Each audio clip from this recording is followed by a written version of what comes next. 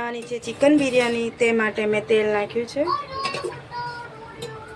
5 પાવડા તેલ નાખી દઈશું 1.5 કિલો ચિકન લીધું છે કિલો ચોખા લીધા છે હવે તેમાં આપણે તેલ ગરમ થઈ ગયું છે તેમાં જીરું નાખી દઈશું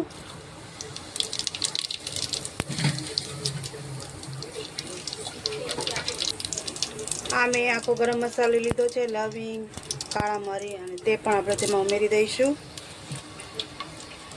तेज पत्ता लीधा है लाल मरचा हवे आपणो वघार थई गयो छे ते माटे आपणे डુંગળી नाखी दईशुं हवे आपणी डુંગળી सतळाई लईशुं बरोबर सातरी लईशुं तेने ब्राउन थाय त्यां लगी आपणे तेने थवा दईशुं हवे तेमां मैं आदू लसण मरचा की पेस्ट बनावी छे ते पण आपणे तेने अंदर उमेरी दईशुं अने बरोबर मिक्स करी लईशुं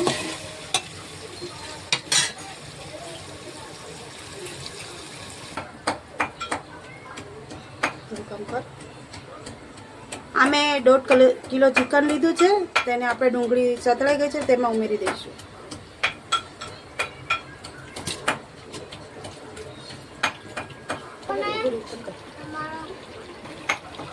हवे तेमां स्वाद अनुसार आपणे मीठुं नाखीशुं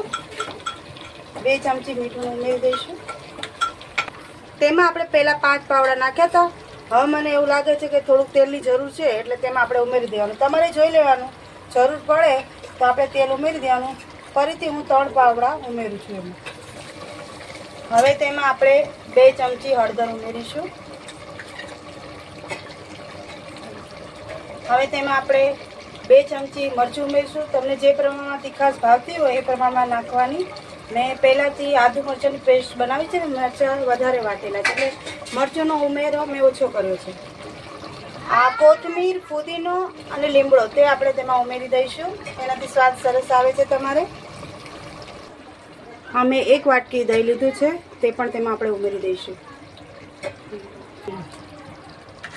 હવે આપણો કલર આવી ગયો છે એકદમ ચેન્જ થઈ ગયો છે હવે તેમાં આપણે આ સુહાના બિરયાની મસાલો એડ કરી દઈશું તે આખું પેકેટ આપણે તેમાં ઉમેરી દઈશું મેં 1.5 કિલો ચિકન છે અને કિલો ભાત છે તે પ્રમાણમાં આપણે લીધું છે ઓછી હોય તો ઓછો મસાલો ઉમેરે કરવાનો હવે આપણું ચિકન એકદમ રેડી થઈ ગયું છે અને કલર પણ સરસ આવી ગયો છે એટલે તેમાં આપણે આ 3 લોટા પાણી ઉમેરીશું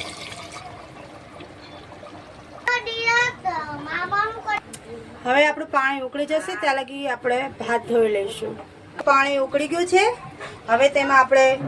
આમે કિલો ચોખા લીધા છે તેને ઉમેરી દઈશું અંદર કુકર આખું ભરાઈ ગયું છે મને લાગે છે ડર ઉમેરી દીધા છે અને હવે ઢાંકણું બંધ કરીને આપણે 3 સીટી થવા દઈશું હવે આપણે ઢાંકણું બંધ કરી દીધું છે એટલે 3 સીટી થવા દઈશું એટલે આપણી ચિકન બિરયાની તૈયાર છે તેમાં આપણે કોથમીર ઉમેરી દઈશું હવે આપણી બિરયાની રેડી છે તેને આપણે ડુંગળી અને લીંબુ સાથે સર્વ કર્યું છે અને મારે ચેનલને સબસ્ક્રાઈબ કરજો મારો વિડીયો ગમે તો લાઈક કરજો બહુ સરસ બને છે એકવાર જરૂરથી ટ્રાય કરજો